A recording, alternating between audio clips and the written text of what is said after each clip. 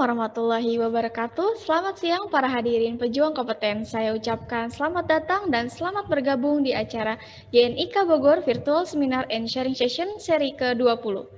Senin 22 Desember 2020 dengan tema Human Resource of Business Partner in Action. Saya Emilia yang akan menjadi MC dalam acara Virtual Seminar and Sharing Session kali ini. Sebelumnya saya ingin mengucapkan selamat Hari Ibu bagi para ibu yang luar biasa yang memberikan kehidupan serta mengajarkan makna menghargai kepada seluruh anak Indonesia. Baik, para hadirin sekalian, pada kesempatan hari ini saya ingin menyapa pengisi acara di antaranya. Yang pertama, seksi acara GNIK Area Bogor, Fatira Putri, dan Chief of Human Resource Officer Napan Group dan dosen Fakultas Ekonomi Universitas Pakuan Bogor, Bapak Yayan Hadiat, selaku narasumber kita pada hari ini. Konsultan dan pengacara hubungan industrial SL Law Officer, Bapak Dwi Saryanto, selaku moderator kita hari ini. Pelaku pembicaranya acara hari ini yaitu dari Napan Group, Universitas Pakuan Bogor, SL Law Office, PT HRM Global Indonesia, dan PT First Time Institute. Serta tak ketinggalan para hadirin sekalian, tetap setia mendengar webinar GNIK Bogor. Sebelum memulainya acara kali ini, kami akan sampaikan terlebih dahulu beberapa ketentuan mengikuti virtual seminar and sharing session untuk kelancaran acara, yaitu seluruh hadirin diharapkan untuk nyeting silent smartphone dan laptop Anda masing-masing. Silakan mencari tempat yang nyaman dan sinyal internet yang baik agar streaming lancar. Silakan menutup aplikasi atau tab file yang ada di smartphone atau laptop Anda. Pastikan fokus sama seperti Anda menghadiri seminar offline. Silakan catat poin-poin penting agar dapat menyerap ilmu dengan lebih sempurna. Ketika acara dimulai, hadirin akan ada di list attendee dan dilarang menghidupkan audio masing-masing untuk menghindari kebisingan. Baik, para Bapak Ibu hadirin sekalian, berikutnya kami akan membacakan susunan acara hari ini, yaitu diawali dengan yang pertama registrasi, kedua pembukaan, ketiga menyanyikan lagu Indonesia Raya, dilanjutkan pembacaan doa, yang keempat sambutan dari seksi acara GNIK Area Bogor, yang kelima pemaparan narasumber oleh Bapak Yayan Hadiat dan dengan moderator Bapak Dwi Saryanto, nomor 6 sesi tanya jawab, yang ketujuh sesi foto bersama, 8 penyerahan sertifikat apresiasi kepada narasumber dan moderator, yang ke-9 penutup. Kami infokan untuk mendapatkan e-sertifikat, silakan untuk mengisi daftar hadir yang akan kami share di kolom chat pada saat sesi diskusi. E-sertifikat akan kami kirimkan ke email masing-masing peserta yang terdaftar dalam daftar hadir. Baik, para hadirin sekalian, sebagai wujud rasa cinta kita terhadap bangsa dan negara, kami mengajak para hadirin untuk menyanyikan lagu Kebangsaan Indonesia Raya. Para hadirin diharapkan untuk dapat mengikuti.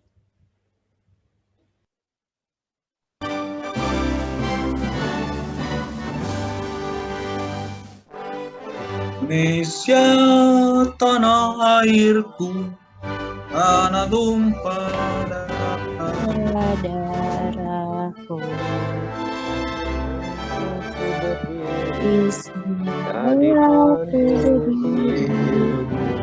Dipandu ibuku, bangsa Indonesia, bangsa dan tanah air. Marilah kita berseru, Indonesia bersatu. Hiduplah tanahku, hiduplah negeriku, bangsaku, rakyatku semuanya. Bangunlah jiwanya, bangunlah badannya untuk Indonesia Raya. Indonesia Raya, merdeka, merdeka, tanah negeriku. Indonesia Raya, merdeka, merdeka, hiduplah Indonesia Raya. Indonesia Raya, merdeka, merdeka, tanah negeriku yang suci. Indonesia Raya, merdeka, merdeka.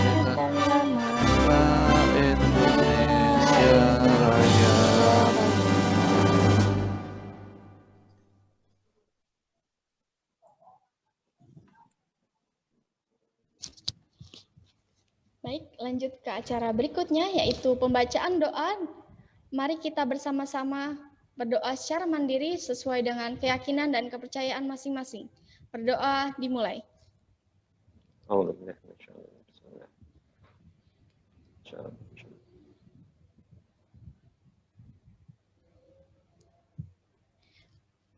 Berdoa selesai. Para hadirin sekalian, agenda berikutnya ini kata sambutan dari Bapak Hardiman selaku Sekretaris GNIK Bogor. Kami persilakan kepada Pak Hardiman untuk memberikan kata sambutan. Ya. Baik, Assalamualaikum warahmatullahi wabarakatuh. Pertama-tama kami sampaikan ucapan banyak terima kasih atas kehadiran teman-teman semua keterkaitannya dengan e-learning yang di tahun 2021 ini sudah 2020 ini sudah mulai sudah mulai merebak di mana-mana. GNIK Bogor kemudian first time juga sudah banyak mengadakan acara seperti ini, dan mudah-mudahan nantinya sebagai pembicara Bapak Dr. Insinyur Pak Yayan beserta moderator Pak Dwi Saryanto bisa membawa memang benar-benar sebagai teman-teman nanti bisa sebagai Human Resource Business Partner HRBP. Jadi harapannya nanti HRBP ini juga sudah mulai bisa berkembang lagi. Untuk itu learning ini kita buka dengan bacaan Bismillahirrahmanirrahim. Semoga lancar dan diridhai sama Allah Subhanahu wa taala. Oke, silakan Mbak Emilia untuk dilanjutkan, dan Pak Dwi monggo silakan untuk dilanjutkan. Terima kasih. Assalamualaikum warahmatullahi wabarakatuh.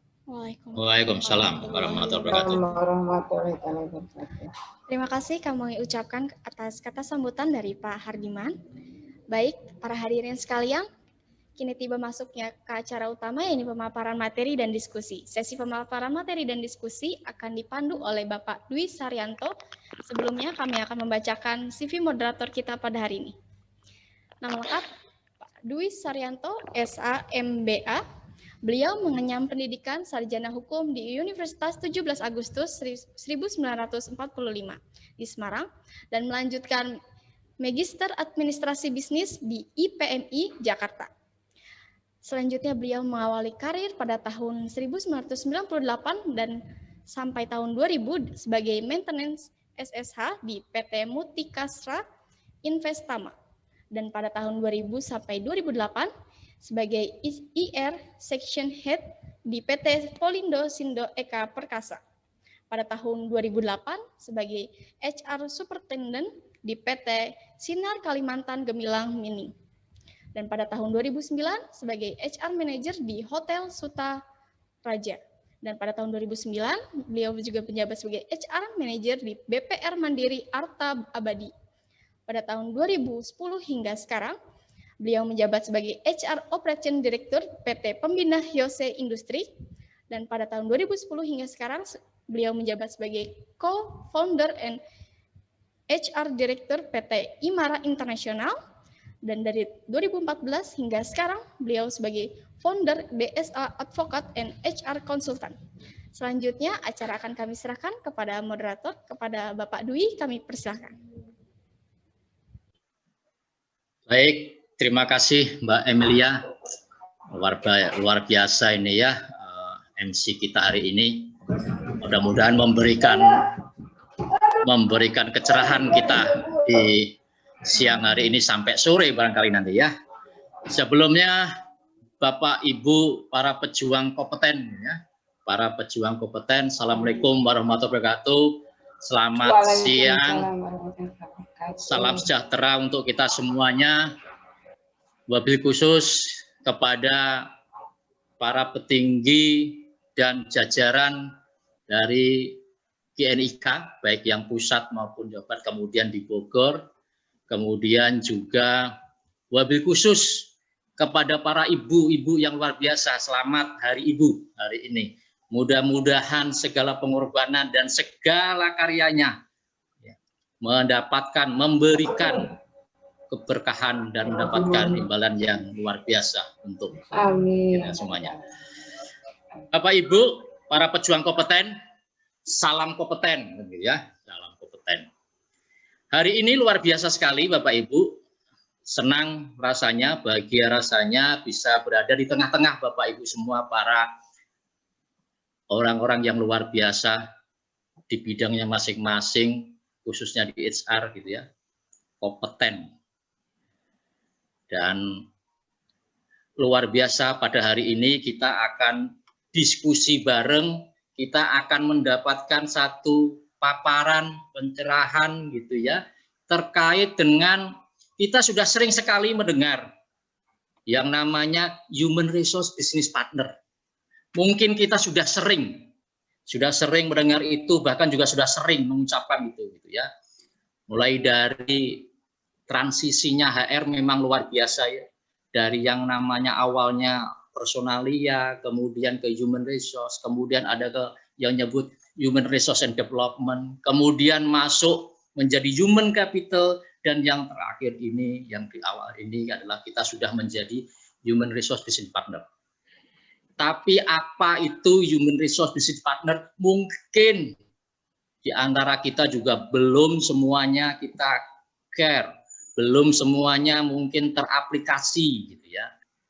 Termasuk saya juga mungkin belum begitu care gitu ya dengan HRBP. Nah, hari ini kita akan diskusikan itu, Bapak Ibu, para pejuang kompeten, apa itu Human Resource Business Partner, apa persyaratan menjadi dari peralihan dari personalia, kemudian ke Human Capital, sampai ke Human Resource Business Partner. Apa persyaratan itu dan bagaimana sih gitu ya. Kemudian bagaimana kita bisa mengimplementasikan itu, kita akan mendapatkan pencerahan dari beliaunya yang luar biasa, gitu ya, Bapak Insinyur Yayan Hadiat, Magister Manajemen, kandidat doktor. Beliau ini luar biasa, saya sampaikan. Kenapa begitu? Saya sampai luar biasa. Beliau ini termasuk, ya Kak saya, orang-orang yang terjerumus. Bagaimana orang yang awalnya basicnya adalah belajarnya gitu ya di dunia di peternakan, jadi insurnya peternakan gitu ya. Tapi bagaimana kemudian mengelola orang, dari mengelola apa? Ayam, hewan, ayam, kambing, sapi, barangkali begitu ya. Terus kemudian mengelola orang. Kenapa saya kata mengelola orang? Karena dia HR ya, HR. Jadi luar biasa sekali beliau. Dan beliau adalah selain praktisi ya, beliau juga masih in charge untuk di beberapa perusahaan, dan khususnya sekarang ada di Napan Group ya. Ada di Napan Group. Beliau juga dosen di Universitas Pakuan Bogor. Nah, ini untuk teman-teman yang ada di Bogor ya. Nah, ini kalau barangkali ada hal yang terkait dengan itu silahkan nanti sama beliau ya. Nah, beliau mengawali karirnya ya dari mulai juga junior manajemen ya, di field assistant, kemudian sampai ke stand, kemudian ke manager, sampai kemudian general manager, sampai country manager, luar biasa. Dan yang terakhir beliau ada di Napan Group, itu sebagai Chief Human Resource Officer, jadi mengelola HR-nya di grup. Nanti biar beliau sendiri juga akan. Nah, ini narasumber kita hari ini yang akan memberikan bicara pada kita, Bapak Ibu, biasa. Dan beliau sekarang sedang menyelesaikan untuk doktoralnya itu di Universitas Brawijaya Malang. Mudah-mudahan segera terselesaikan dan nanti kita sama-sama nanti diundang pada saat beliau ya, penobatannya beliau ya. Begitu Bapak Ibu, nanti pada saat beliau memaparkan, kita bikin acara ini santai tapi juga serius gitu ya, sehingga resources yang kita keluarkan hari ini membuang waktu kita hari ini, meninggalkan aktivitas yang lainnya, benar-benar memberikan dampak, memberikan manfaat kepada kita. Jadi tidak hanya membuang waktu saja. Nah, maka kita walaupun santai juga serius gitu ya. Nanti kalau teman-teman ada hal yang perlu dipertanyakan bisa lewat chat, dan nanti juga kita akan berikan waktu khusus untuk kita open mic gitu ya. Nah, sementara nanti bisa chat, nanti saya akan meresume dan akan menyampaikan pertanyaan itu, beliau akan memberikan jawabannya. Begitu sekilas pemaparan saya terkait beliau narasumber kita hari ini. Nanti beliau juga menambahkan lagi untuk profilnya beliau sendiri ya. Dan sekali lagi selamat untuk Bapak Ibu semuanya, para pejuang kompeten, yang hari ini kita akan sama-sama menambah kompetensi kita di bidang human resource, yaitu terkait human resource business partner. Untuk itu tidak membuang waktu banyak, waktu dan tempat saya persilahkan kepada Pak Yayan Hadiat. Nah, ini kadang-kadang Bapak Ibu jangan lupa ya, kadang-kadang agak salah nih.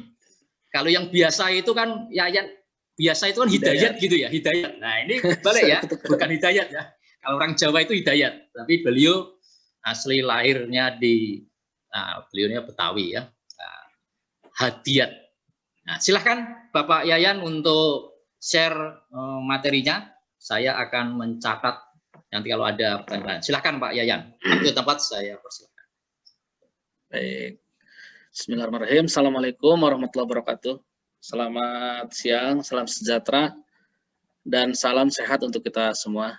Yang terhormat pimpinan GNIK, ya, Bapak Hardiman, beserta jajaran di Bogor maupun di pusat. Ya. Kemudian moderator Bapak Dwi Saryanto, SHMBA, ya, yang telah mengantarkan dan memperkenalkan saya. Ya. Jadi saya memang praktisi ya, praktisi lebih dari 20 tahun ya, bidangnya HRD. Jadi saya lahir di lapangan dan ini oleh-oleh ya, oleh-oleh bagi para praktisi maupun para akademisi ya. Dan kebetulan memang saya juga sekarang menjadi akademisi di Pakuan. Tadi sudah diantar sedikit oleh Pak moderator Pak Dwi ya, bahwa kita terbiasa mungkin ya, familiar dengan HRBP ya, mungkin di era 90-an, 97, 98 ya, saat saya mulai kuliah di S2 waktu itu ya. Tapi prakteknya seperti apa? Nah, ini yang sekarang justru saya berbagi ini ya. Jadi memang ini sharing session ya, sharing session sifatnya, dan bagaimana implementasinya ya. Tentunya tadi juga Pak Dwi mengatakan konsepnya seperti apa sih gitu ya. Jadi kita coba nanti sedikit review juga. Ya, jadi ini dibagi beberapa, mungkin 2 bagian ya. Yang pertama, saya sih selalu, karena mungkin sekarang juga sudah menjadi akademisi ya, selalu kita menggunakan selalu ya outline kita bicara tuh di mana gitu ya. Jadi memang kita setelah mengikuti webinar atau seminar hari ini, kita bisa mendapatkan pemahaman yang utuh tentang HRBP ya, dan bagaimana implementasi dan eksekusinya ya di perusahaan ya. Dan secara khusus juga sama ya, ini kita sekarang sedang new normal ya, pasti kalau bicara in action-nya sekarang juga bagaimana kita menghadapi new normal ya. Kemudian untuk outline yang lainnya ya, jadi nanti termasuk bagaimana kita memahami konsep ya, cara membaca kuadran itu ya, dan bagaimana kita bisa memaksimalkan dengan HR leadership ya, dan managerial skill untuk di HR atau HR skill-nya seperti apa. Nah, jadi itu yang selalu menjadi acuan kita ya, supaya kita 2 atau 1,5 jam ini bisa maksimal ya diskusinya. Jadi kalau dilihat struktur kompetensinya ya, pasti kita tujuannya adalah bagaimana kita menjadi HR profesional yang smart ya. Jadi di sini juga ada beberapa rekan nih penggiat HRD smart ya. Jadi kita bagaimana betul-betul bisa ikut mencerdaskan kehidupan bangsa gitu ya. Jadi bagaimana HRD ini harus cerdas, bukan pintar saja dalam pengertian intelektual ya, tetapi bagaimana hidupnya cerdas ya, mencerdaskan kehidupan perusahaan. Nah, jadi dalam tagline di depan di cover itu ada bicara revitalisasi dan reaktualisasi HRBP ya. Kita bagaimana juga bisa mengejawantahkan ya. Ini sebagai bagian daripada bagaimana melangsungkan bisnis perusahaan. Karena selalu ya kita bicaranya banyak, mungkin kalau kita lihat riset di berbagai jurnal ya, rata-rata umur perusahaan di Indonesia itu jauh dibandingkan dengan perusahaan di Eropa, di Amerika ya. Mungkin mereka bisa 80 tahun, bisa 60 tahun, kita mungkin beberapa tahun saja. Nah, jadi concern kita ya dari memang ada teorinya ya. Bicara sustainability business ada 3P. Yang pertama adalah profitabilitas ya. Yang kedua adalah people, yang ketiga adalah planet. Nah, ini kita concern sebagai HR, tiga-tiganya harus kita manage ya. Termasuk kita mungkin ada beberapa perusahaan yang CSR-nya di bawah kita ya, lingkungan ya dan sebagainya. Tapi memang itu ketiga-tiganya merupakan komponen dari bagaimana melangsungkan bisnis perusahaan. Nah, kalau kita bicara profesional, nah ini mungkin bagi HR sebenarnya apa sih gitu yang mau kita kejar? Ini mungkin bagi para penggiat-penggiat kompetensi ya, dan saya sangat appreciate dengan GNIK ya. Kenapa? Ini mungkin Pak Dwi dan kawan-kawan merasakan betul ya, apakah ada korelasi yang sangat positif gitu antara sertifikasi dengan kompetensi aktual. Nah, ini kan banyak sekarang ya. Orang begitu punya sertifikat rontok juga di lapangan, begitu ya. Jadi saya sangat dukung dengan kegiatan GNIK karena dengan sertifikasi nggak cukup. Kita perlu terus dilakukan ya pendalaman-pendalaman dan bagaimana eksekusi di lapangan. Dan ini saya kira kalau kita tujuannya HR profesional apa sebenarnya? Dan ini selalu ya pertanyaan-pertanyaan kita di sekitar ini ya. Apakah memang hanya kerja, karir ya? Karena memang pilihan jadi HRD itu ya, teman-teman sebagai penggiat HRD biasanya sudah pilihan karena jadi HRD itu totalitas kita lahir batin mengurusi perusahaan ya. Kalau dilihat dari gaji ini survei ya, bukan saya yang ngomong ya. Jadi sejak 2010 ke sini ya, itu job value HR itu naik. Ya, jadi memang di berbagai survei itu gaji HR itu sangat tinggi ya. Dan ini menandakan bahwa memang profesi HR itu menjadi satu, apalagi sekarang dengan 4.0 di mana serba internet ya, serba penuh ketidakpastian ya, bahwa sekarang justru orang memerlukan bagaimana pengelolaan sumber daya manusia. Nah, jadi memang value HR itu naik sekarang. Sekarang kalau Bapak Ibu di perusahaan mencari HR manager yang gaji 20 juta juga susah tuh ya. Jadi mahal-mahal sekarang untuk HR yang bagus tentunya ya. Dan ini memang saya kira sudah satu tuntutan zaman ya. Sekarang sudah revolusi 4.0 di mana serba internet ya, serba digital. Yang diperlukan apa? People management. Dan ini adanya di HR. Nah, jadi memang sekarang kalau Bapak Ibu cari manajer yang bagus itu susah dengan harga yang mungkin relatif murah ya. Jadi memang kalau kita bicara profesi memang HR sudah naik tuh ya. Bahkan sudah mungkin melebihi ahli-ahli yang secara teknikal dulu sangat mahal begitu ya. Jadi ini semangat buat para penggiat muda nih ya, nih Pak Dwi ya. Jadi ini masih challenge ya buat yang muda-muda bahwa terbuka lebar ya bahwa Anda tepat memilih profesi HR karena sekarang sudah zaman, bahkan di Jepang sudah secara sosial konteks sosial dan budaya mereka sudah 5.0. Sekarang mereka sudah betul-betul mencari kebajikan ya dari revolusi industri ya. Mereka sudah melangkah kepada kebajikan. Nah, tapi seringkali nah ini saya sedikit sekilas saja. Seringkali kita nih selalu ada derita di tempat kerja nih, baik kita sendiri maupun para karyawan ya. Selalu terperangkap dalam rutinitas yang menjemukan, yang merasa tak dihargai ya, penghasilan nggak pernah bergerak, bosan dan sebagainya. Justru kepuasan ya berada di luar jam kerja. Kalau waktu di kantor pengen cepat pulang gitu. Kenapa? Karena kita nggak nyaman, kita tidak produktif di perusahaan. Nah, jadi seringkali bahkan pada awal-awal 90-an ya, waktu saya berkarir seringkali memang HR ditempatkan ya pada posisi pelengkap penderita begitu ya.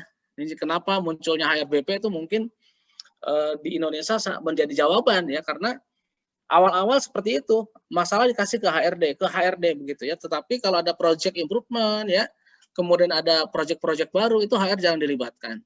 Nah, sekarang bagaimana dengan konsep HRBP ini kita bisa memimpin untuk bagaimana pengembangan bisnis perusahaan.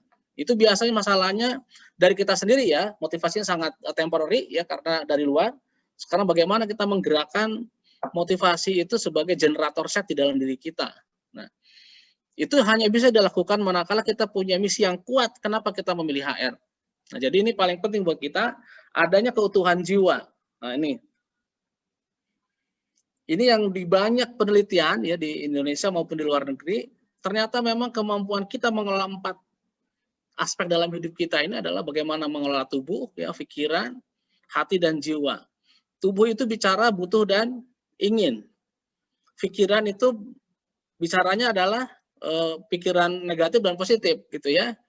Kemudian hati itu mengarahkan pada benar dan salah. Ya, tetapi jiwa mengajarkan kita bagaimana ikhlas kita, ya, bagaimana kita secara ilahiyah kita betul-betul mengikuti apa yang diajarkan oleh agama kita. Nah, jadi ini saya kira betul ya. Jadi semua bermula dari paradigma yang tidak utuh mengenai diri kita. Dan ini syarat utama bagi Anda kalau sebagai HR kalau ingin menjadi sukses.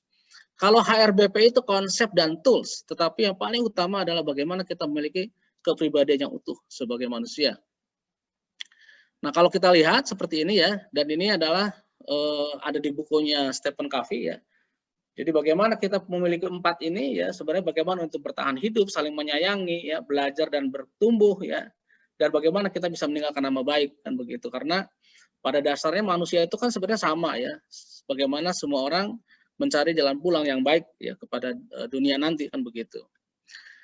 Oke, ini saya mau ngambil dari konsepnya Kubik ya, dari Pak Farid Poniman ya. Kalau kita mau sukses cukup 2, punya personality yang kuat, yang bagus, dan punya mentality yang bagus dan kuat, cukup.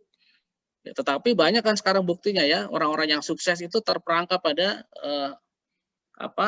perilaku-perilaku yang justru ya naik, yang di atasnya amoral gitu ya, bahkan yang korupsi dan sebagainya. Nah, oleh karena itu kalau kita mau sebagai HR profesional sebenarnya bagaimana kita meraih sukses yang sejati, sukses yang mulia. Jadi kita ditambahkan lagi, satu adalah moralitas dan satu lagi adalah spiritualitas. Mentality itu adalah keyakinan fundamental kita terhadap benar dan salah, tetapi baru dari kacamata diri sendiri. Tapi kalau moralitas sudah ukurannya orang lain. Nah, jadi ini sudah berbeda. Kita melakukan tindakan kalau dengan morality kita sudah menggunakan ukuran orang lain. Dan yang terakhir adalah bagaimana kita menggunakan ukuran-ukuran dari ketentuan ilahiyah. Ini saya kira yang menjadi utama bagi HR ya. Kalau kita mau sukses ya, meraih sukses yang mulia, sukses yang sejati, bagaimana kita menguasai 4-4-nya sebagai matra kecerdasan kita.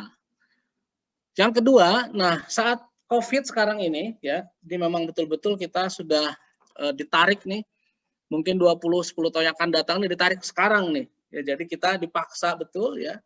Ibu-ibu harus belajar ya, online anaknya mendampingi dan sebagainya, termasuk kita sekarang bagaimana monitoring performance saat WFH, WFO dan sebagainya. Kita nggak pernah berpikir ya, mungkin 2-3 tahun yang lalu. Tetapi sekarang kita dipaksa dengan pandemi ini bagaimana kita mengelola HR ya.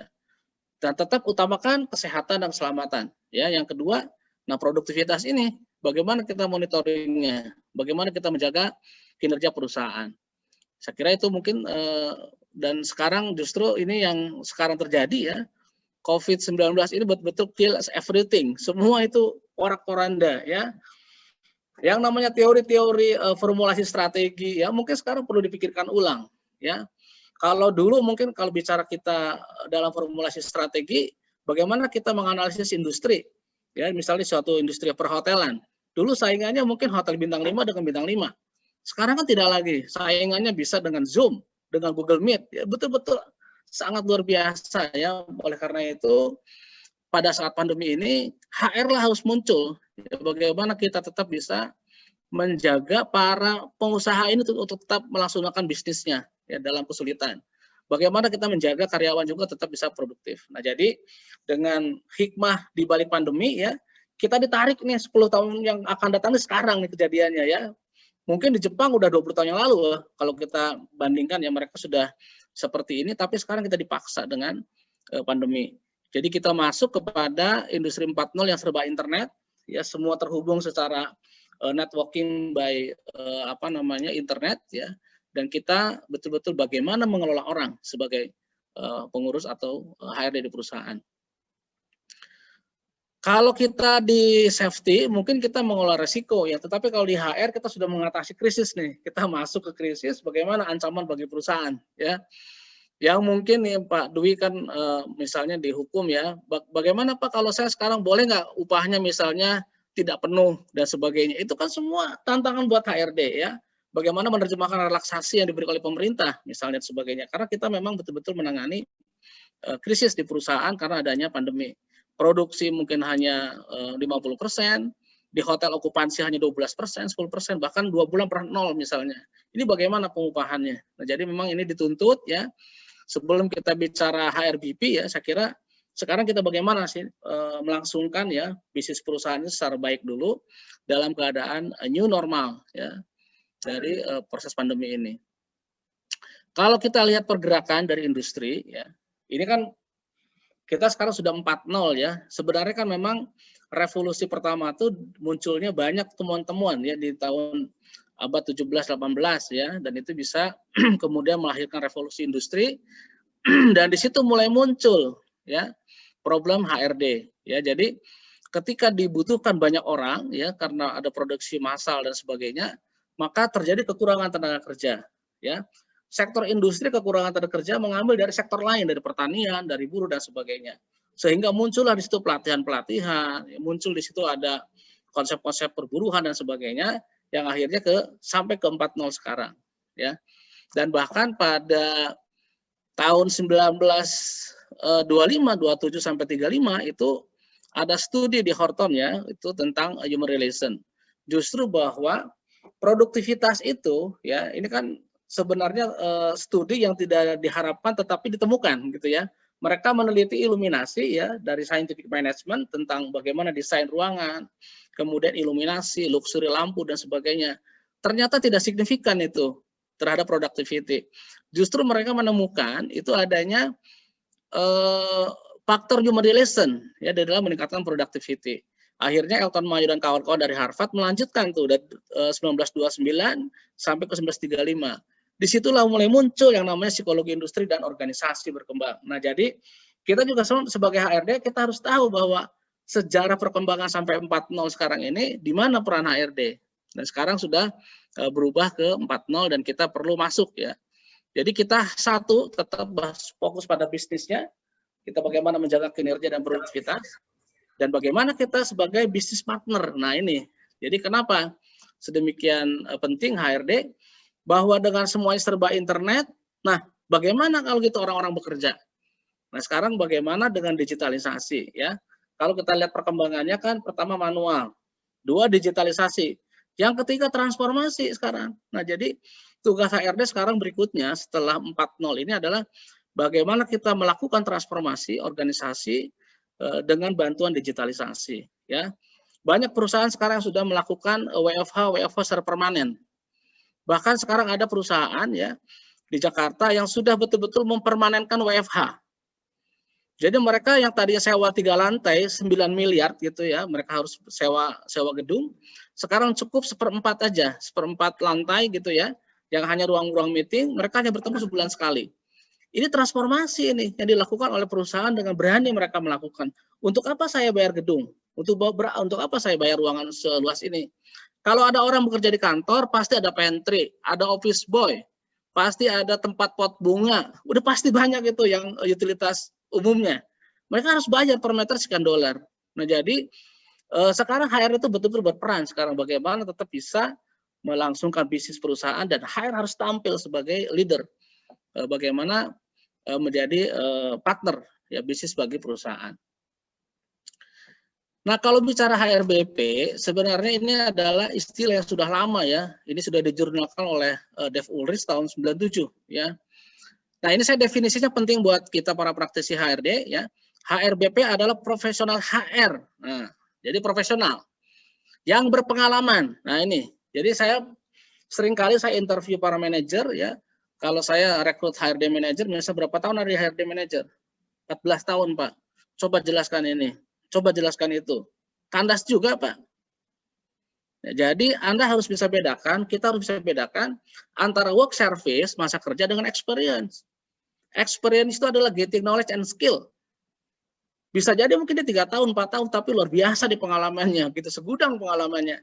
Tetapi ada yang 15 tahun, mungkin pengalaman hanya 2 tahun, diulang 7 kali, 15 tahun juga, begitu. Nah, jadi bagaimana orang-orang yang profesional ini betul-betul bisa getting knowledge and skill di bidang HR.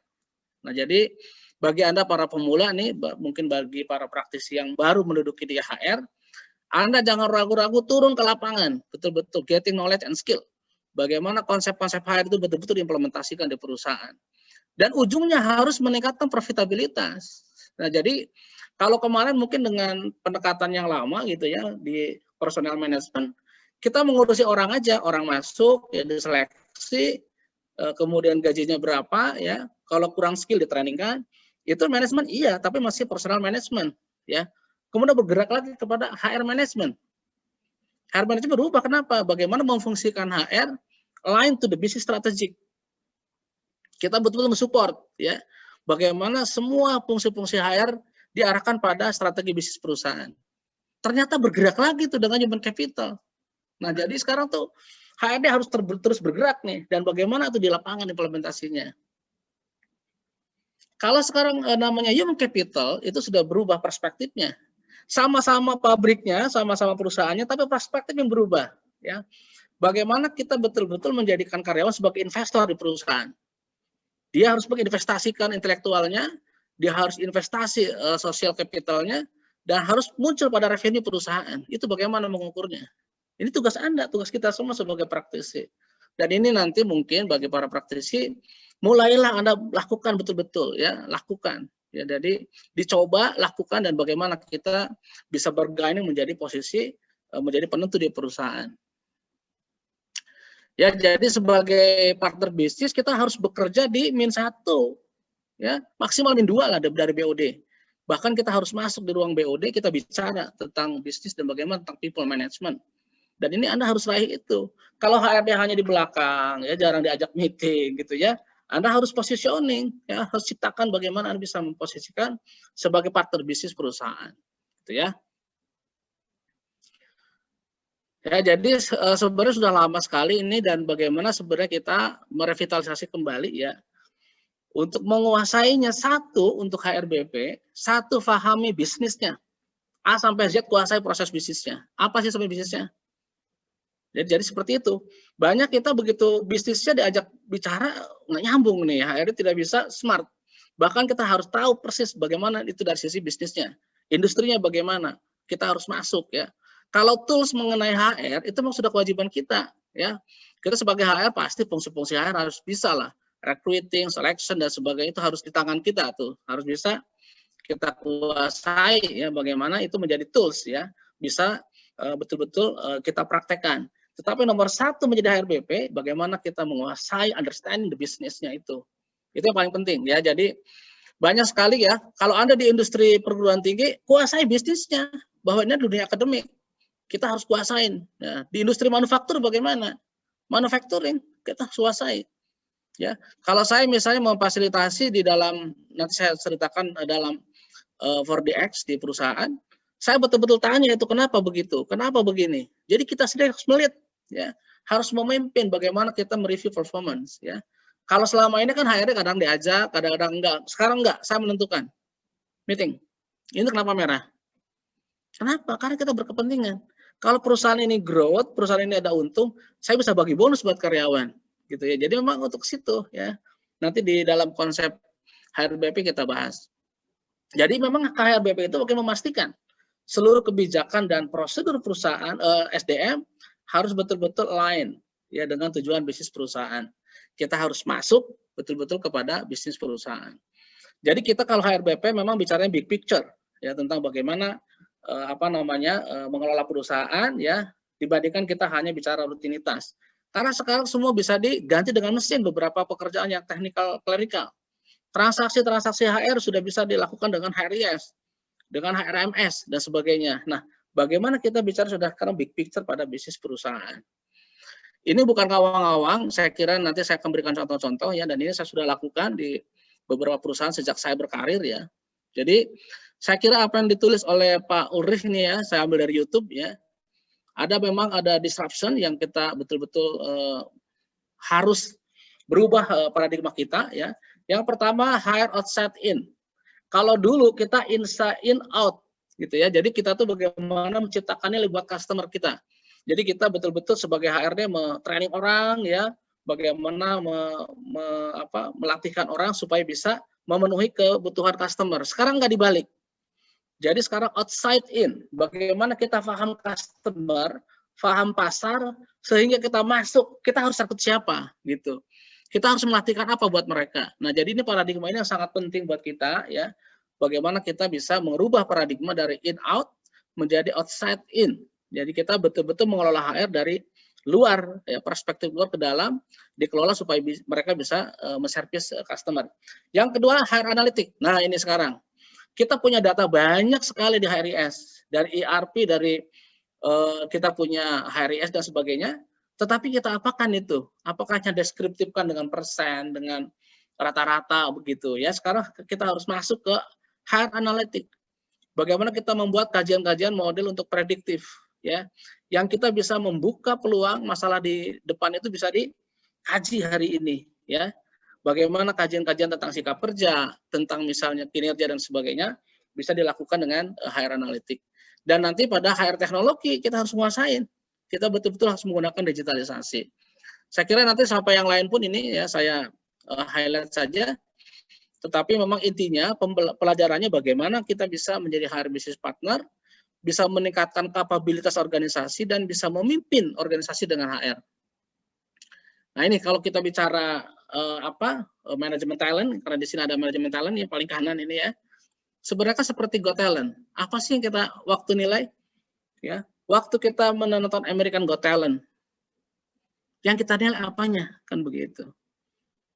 Performanya, kinerjanya, tampilan saat itu.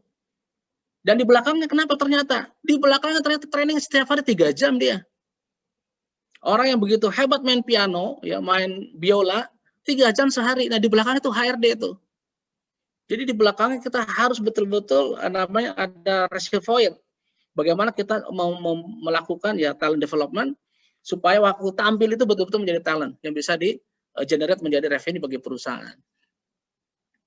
Nah kalau kapabilitas organisasi, nah ini kita. Jadi memang kita mesti baik itu individual ya kemudian teknis dan individual harus baik. Jadi ini kalau si Pak Profesor Kemal Prahalat ini mengatakan core kompetensi ini ya, bagaimana kita meningkatkan kapabilitas organisasi dan ini adalah kuncinya di HR.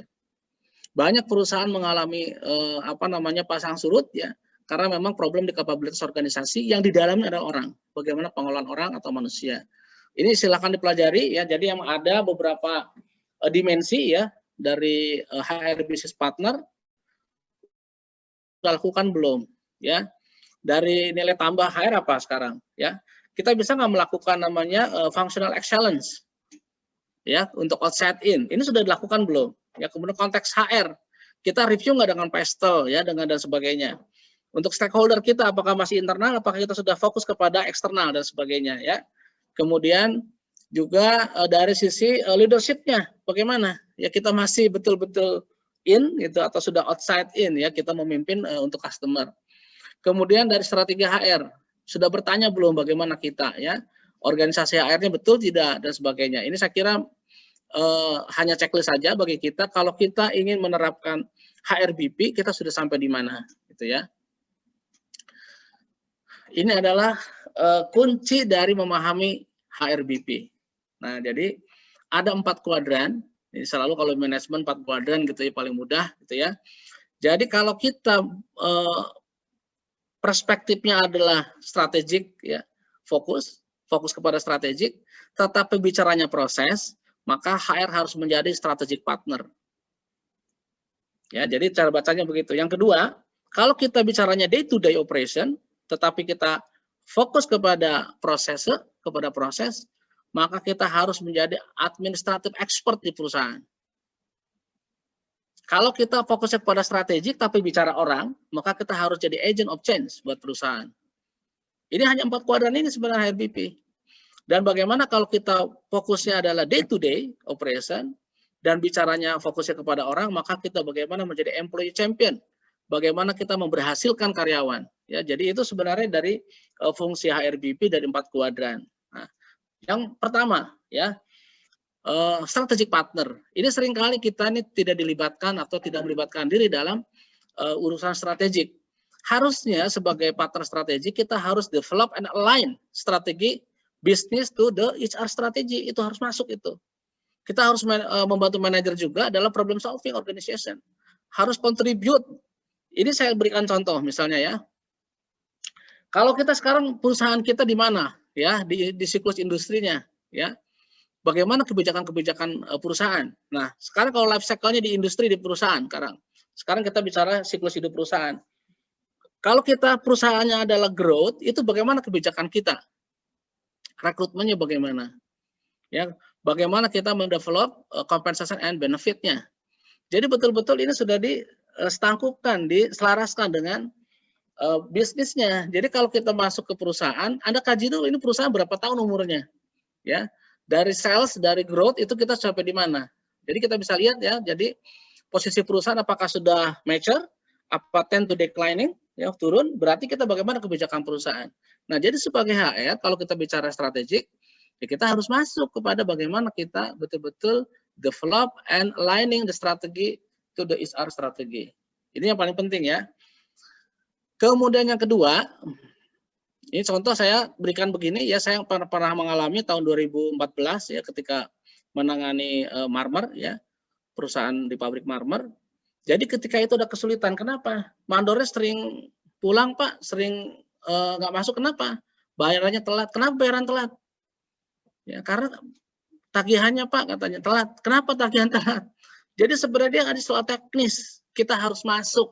Akhirnya saya dengan tim ya turun, kita masuk sebenarnya kita gali ada masalah apa di situ gitu ya. Dan ini saya lakukan ini dengan tim ya, bagaimana kita menyusun strategi map ya, sehingga kita tahu persis ini di mana sih posisi perusahaan ini ya. Kemudian apa requirement dari customer-nya apa, ini kita buatkan. Ini kita yang buatkan. Jadi saya dengan tim buatkan ini sampai di bawah ini ada tuh di bawah. Ada muncul ya, ininya Mas? Ya ada ya, Pelicen ya. Jadi di bawah ini ada pembelajaran pertumbuhan. Nah jadi kita ingin menekankan di mana problemnya. Nah kita petakan seperti ini sehingga seluruh bagian kita bisa tahu ya. Ini apakah kerjaan HRD? Iya, kerjaan HRD. Jadi kita harus masuk ya membantu perselisihan tadi, bisnis tadi yang tadi nyalakan keuangan bilang penagihannya lambat. Masalahnya di mana sih kan begitu? Sederhana sekali, buat customer cuma satu ya. Bagaimana pasangnya bagus, yang kedua jangan salah pasang. Udah. Motifnya jelas, bagaimana tarik ya untuk bisa requirement itu masuk ke dalam. Jadi seperti ini. Ya, jadi kualitas pasang sama kualitas produk ya. Pasangnya harmonis, seragam, kemudian tarik ke belakang bagaimana kita bisa masuk ke value chain-nya ini. Dan ini kita buat sendiri oleh kita sendiri gitu ya.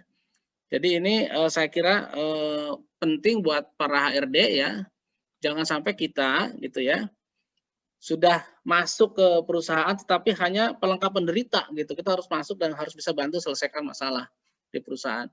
Ini beberapa perusahaan yang sudah saya langsung bantu ya dengan konsep OJSM dan ini sudah bisa dilakukan tuh bagaimana penyelarasan strategi bisnis kepada individual performance plan. Nah, ini gambarannya. Bagaimana HR berperan. Jadi kita bagaimana cascading menghubungkan visi menjadi individual performance.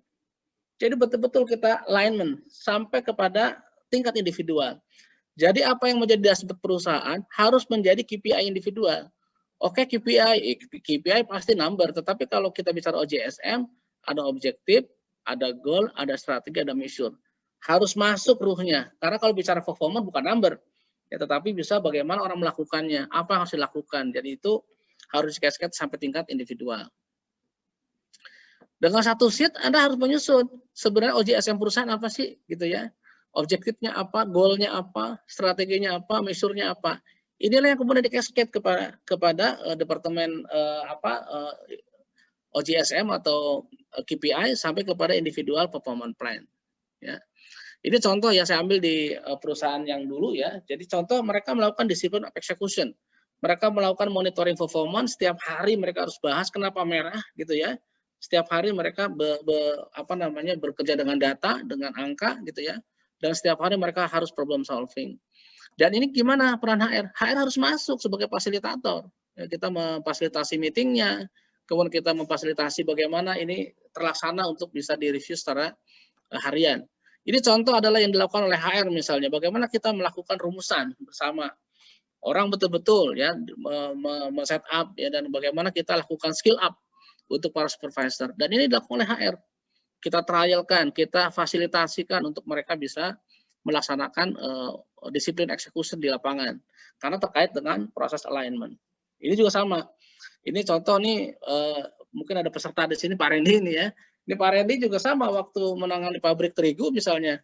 Dia betul-betul turun ke lapangan ini, ya turun ke lapangan, ya melatihkan mereka, mereview, melatihkan mereka mengerti performance, dan ini adalah tugas HR.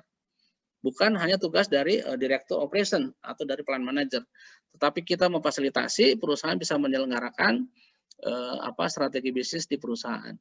Ini juga sama ya di Palembang ya.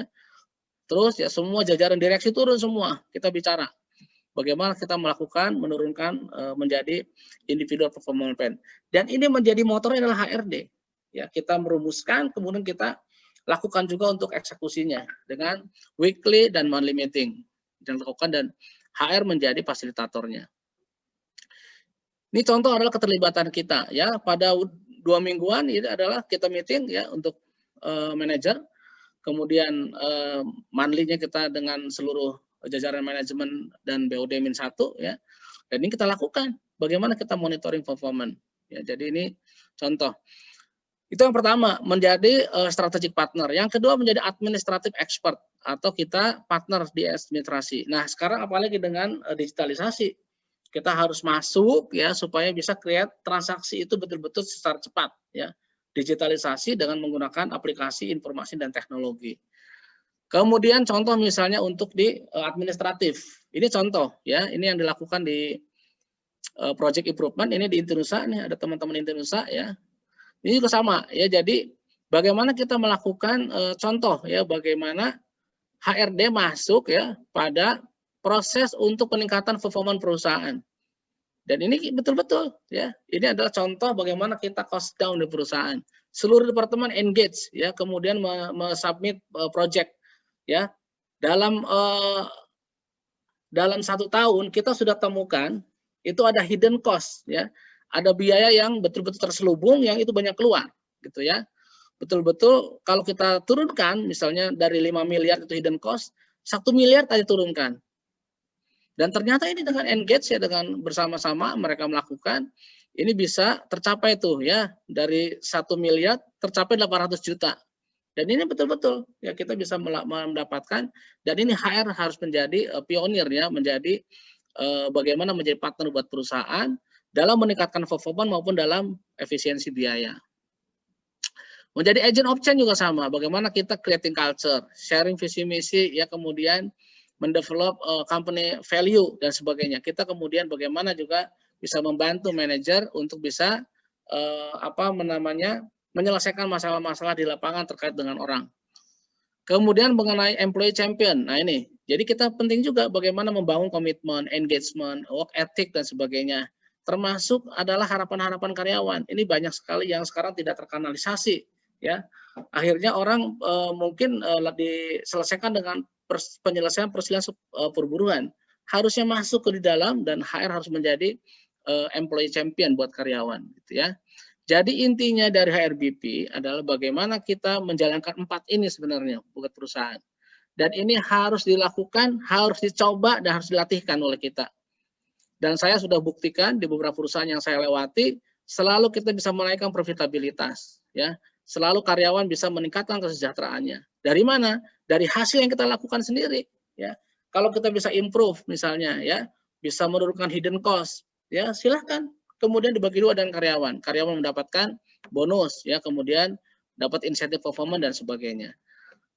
Saya kira mungkin itu, dan ini dari skema dari Ulrich ya, tetap aja bahwa bagaimana suksesnya tenaga kerja itu adalah bagaimana mengelola mindset karyawan, yang kedua adalah mengelola kompetensi, sekarang digerakkan oleh GNIKA nih, dan yang ketiga adalah behavior karyawan, ya, karena memang kinerja itu adalah faktor adalah behavior, action setiap orang, dan ujungnya tetap bagaimana kita bisa melahirkan profitabilitas dan produktivitas dari perusahaan.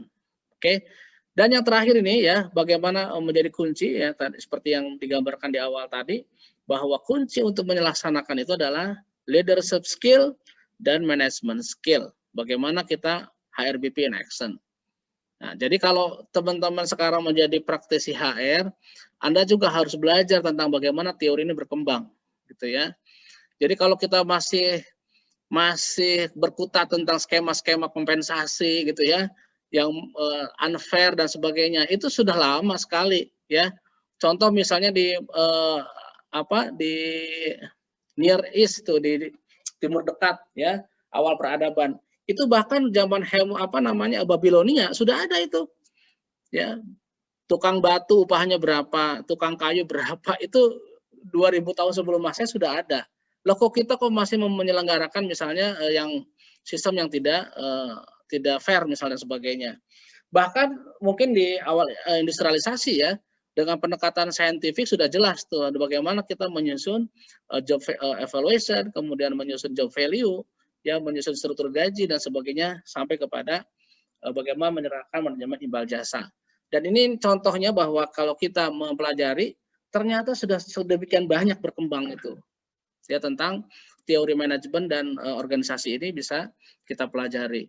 Dan kalau kita lihat setelah abad Masehi, ya, kita bisa lihat juga sampai sekarang gitu, banyak pendekatan-pendekatan teori yang kita juga harus pelajari, ya, ternyata sudah banyak sekali, termasuk HRBP tahun 97 sudah dijurnalkan tuh oleh Ulrich, ya, dan ini mungkin di Indonesia populer, tapi bagaimana melakukannya, nah kita harus betul-betul masuk ke lapangan dan coba untuk lakukan, ya. Nah, ini saya hanya hanya mention bahwa apapun yang Anda kita kerjakan dengan HRD maupun HRM, nih istilahnya dari SHRM, Society di Amerika, ya, mereka membagi HRM dan HRD, ujungnya adalah tetap bagaimana mendapatkan productivity, ya, quality services and product gitu, dan bagaimana meningkatkan profitabilitas. HR need yang harus kita penuhi adalah knowledge, skill, ability, dan behavior. Saya kira hanya itu sebenarnya. Bagaimana bisa ini menjadi aplikasi kita di HRBP, dan kuncinya bagaimana sekarang kita dengan 4.0 ini yang serba internet, mengubah segalanya, tetapi tetap bahwa orang menjadi kunci bagi perusahaan. Ya, jadi ini bahkan Ulrich sudah menaikkan, ya, fungsi dari HRBP menjadi business players buat perusahaan. Kita harus jadi coach, harus jadi leader, harus jadi arsitek, builder, dan sebagainya. Dan ini harus kita lakukan. Ya, dan ternyata ini memang rumusan ini sudah saya alami betul. Ya, kalau kita masuk, kita bisa memimpin bagaimana melakukan perubahan di perusahaan untuk meningkatkan produktivitas dan profitabilitas. Saya kira mungkin itu Pak Dwi, ya, karena waktu juga saya hanya highlight dulu di awal, ya. Dan ini kembali, ya, bagaimana kita melaksanakan ini di perusahaan. Coba dan coba gitu. Terima kasih Pak Dwi.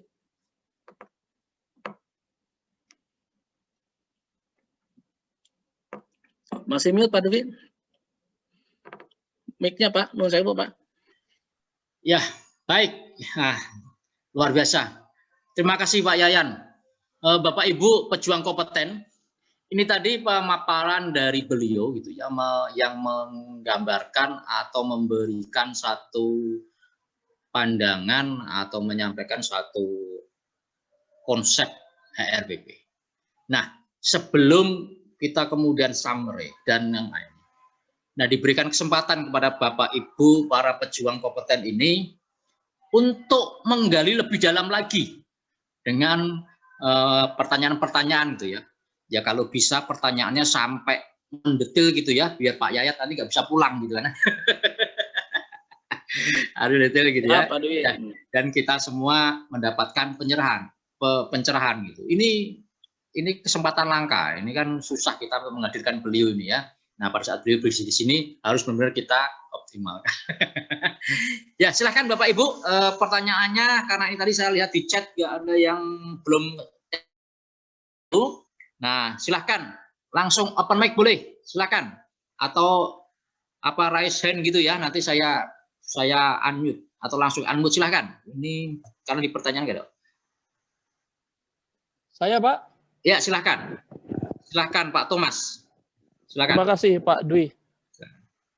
Assalamualaikum, salam kenal Pak Dwi. Saya Thomas Hidayat Kurniawan. Terima kasih Pak Dr. Yayan Hadiat.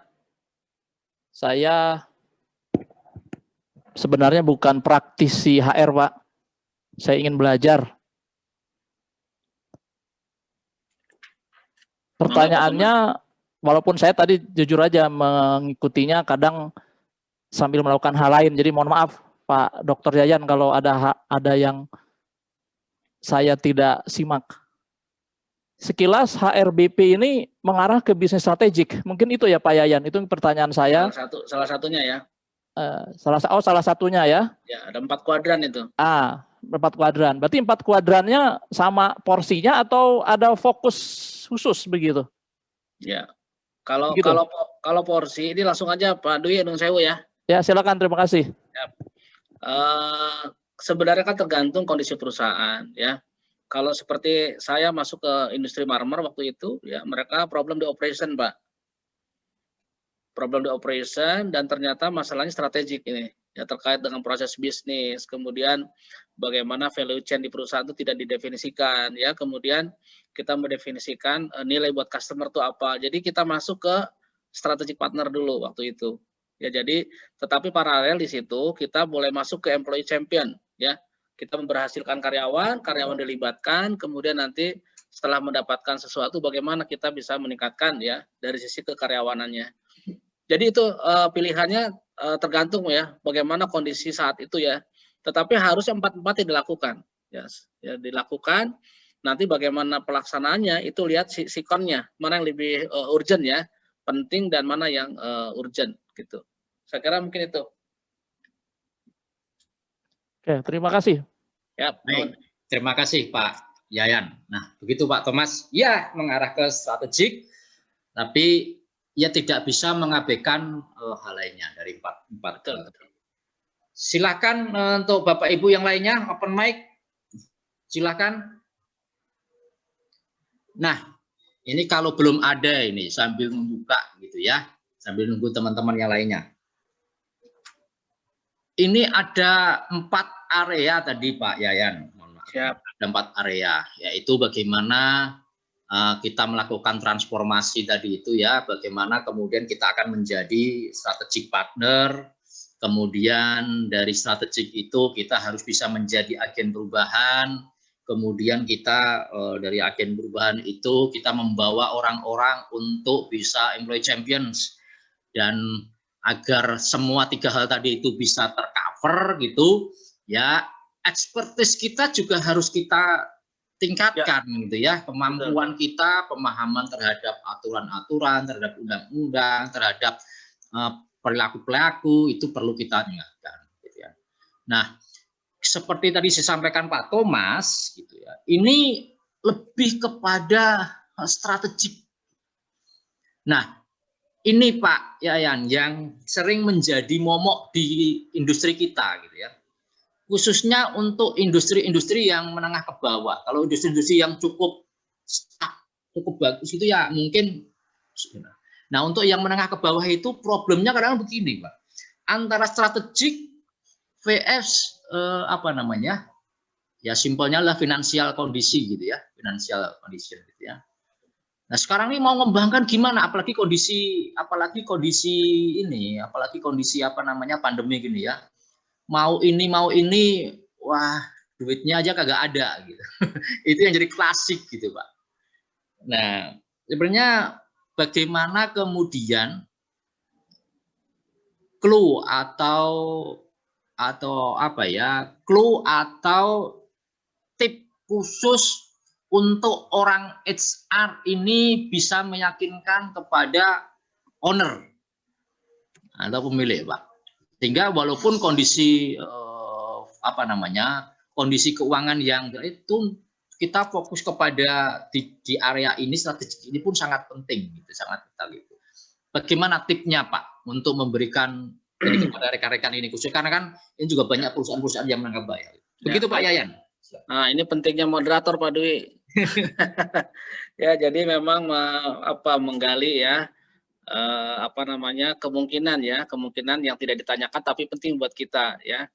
Nah, contoh kalau saya sekarang HRBP, saya sekarang masuk ke startup misalnya Pak Dwi ya. Masuk ke abnormal misalnya, masuk ke misalnya perusahaan-perusahaan yang baru nih yang anak-anak muda sekarang ya. Ini saya kira jawabannya tadi ya, seperti yang disampaikan Pak Dwi, kita betul-betul bagaimana menurunkan apa yang menjadi konsep itu pada kenyataannya gitu ya. Contoh misalnya, kalau kita bicara sekarang kalau menggunakan misalnya toolkits HR misalnya, kita hanya menggunakan punya fungsi-fungsi HR gitu ya. Kita direkrut nih sebagai manajer HR di abnormal misalnya.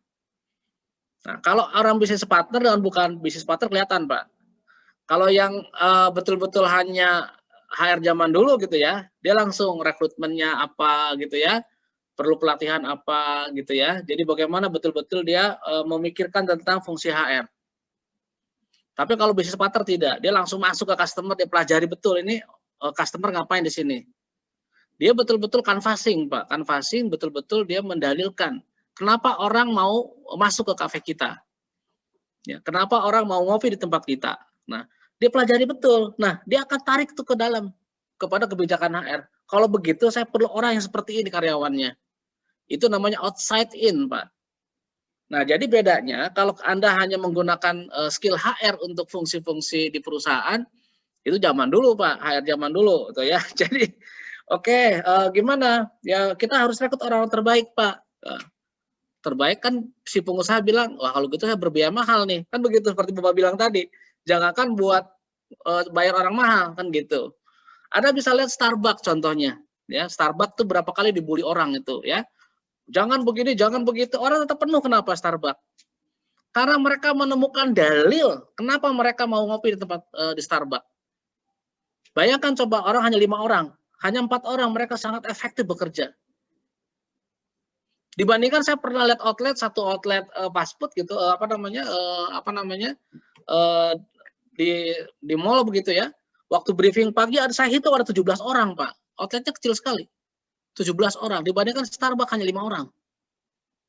Nah, jadi kalau Anda sebagai HR jangan kita trainingkan ya gitu. Udah ketinggalan jadi HRD. Jadi sekarang bagaimana masuk kepada bisnisnya.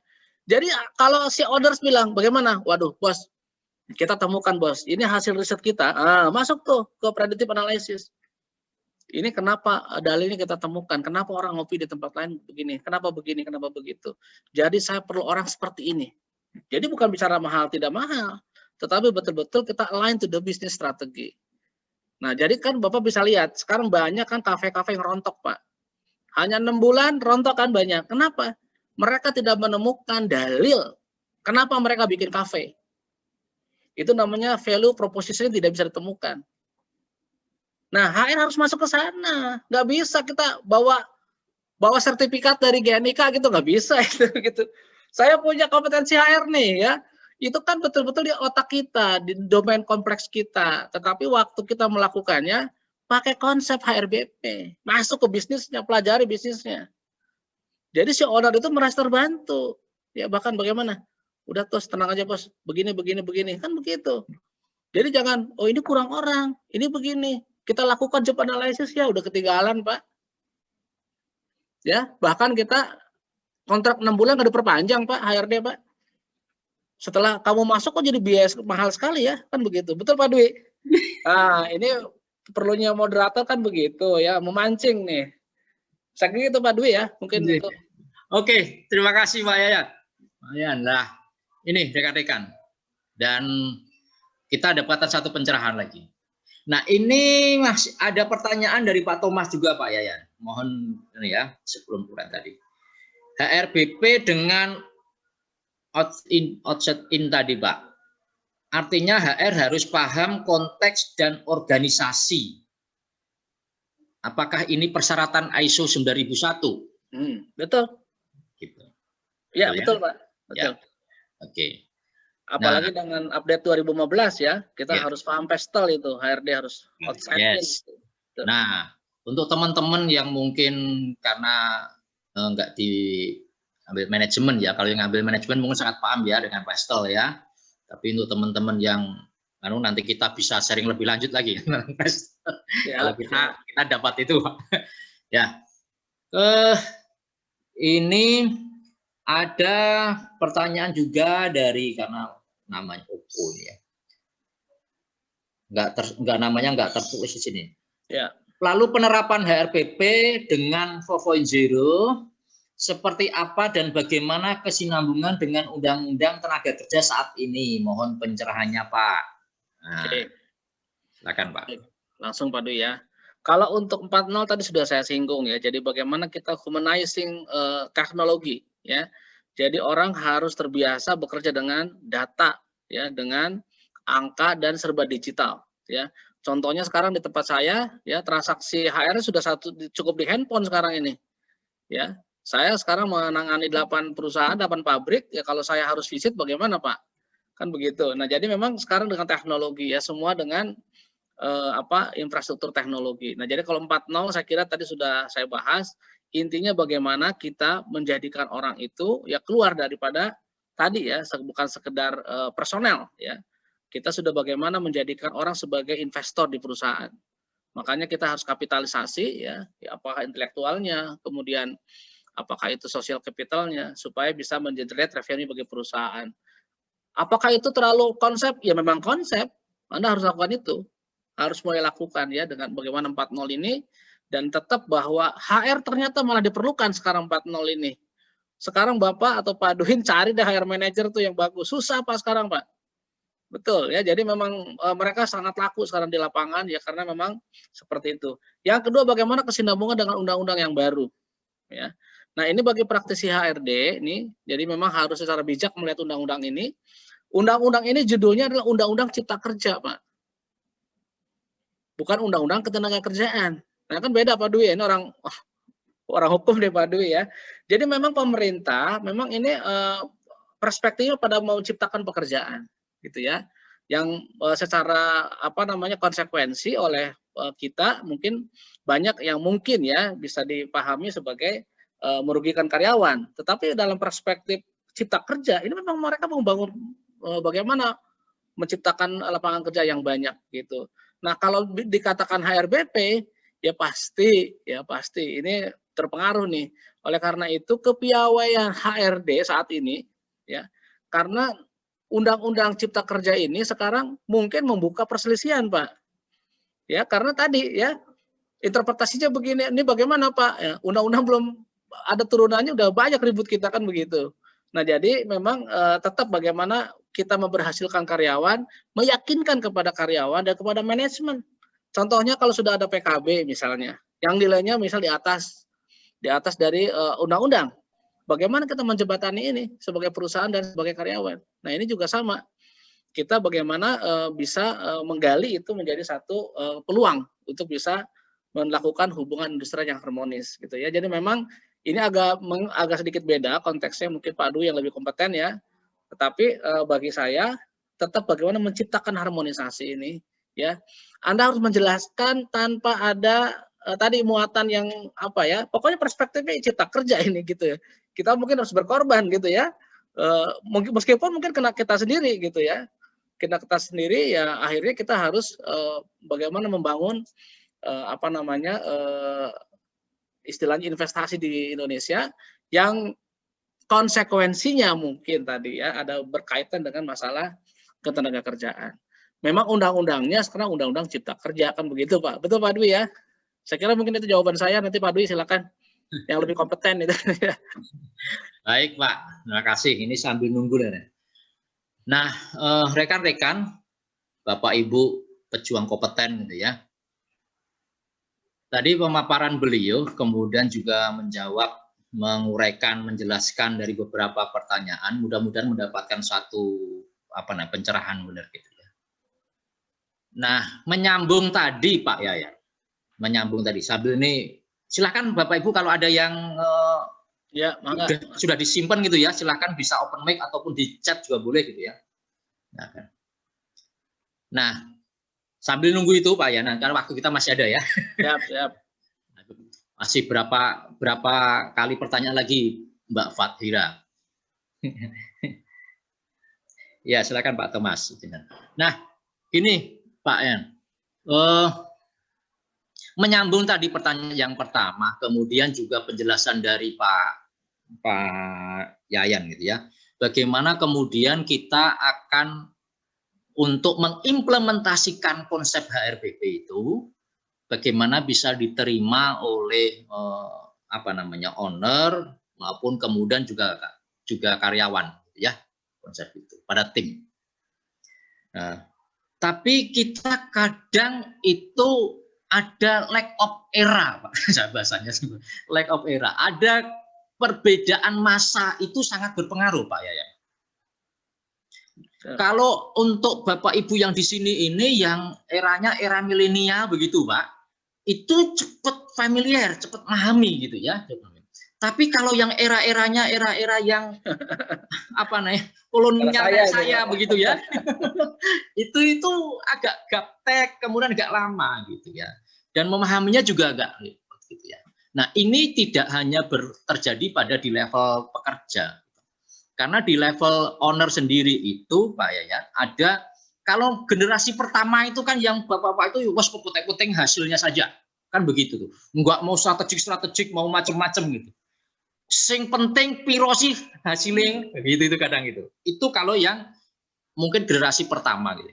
Tapi kalau enggak second line generasi atau kemudian third line gitu ya, itu sudah mulai bergeser pola pikirnya Pak. Jadi memandang HR itu satu yang sangat berperan vital. Itu. Nah, itu di lininya manajemen ada gap of era itu. Kemudian di lininya perusahaan HR-nya sendiri juga begitu Pak kadang. Saya di 2 minggu ini kan juga ngisi workshop juga Pak tentang tenaga kerjaan gitu ya. Barusan tadi pagi itu juga begitu ya. Nah, bagaimana kita mau ngomongin yang strategi-strategi gini? Yang masih ranah PKWT saja gitu masih ribetnya bukan main tuh Pak. Masih ribetnya bukan main gitu ya. Masih ada perbedaan atau pemahaman yang enggak clear gitu ya. Masih ada namanya perpanjang sampai 4 kali, 5 kali gitu kadang-kadang gitu ya. Padahal undang-undangnya jelas. Nah, bagaimana mensikapi gap era tadi itu Pak? Gap. Kadang-kadang HR manager pun juga masih menggunakan komputer aja tuh masih gaptek gitu. Betul. Nah, ini Bapak ini kan udah malam ini itu udah mohon berikan tips untuk kita ini yang awam-awam ini untuk bagaimana mengadoptif itu gitu. Gitu Pak ya. Ya, baik. Terima kasih. Sekarang di Napan sendiri ya, itu sudah populasinya 62% milenial. Populasi ya, totally. Ya, 62% milenial. Termasuk bos-bosnya sudah milenial Pak. Ya, jadi hanya 1-2 orang sudah di belakang layar. Jadi memang tantangan kita di faktor generasi ya.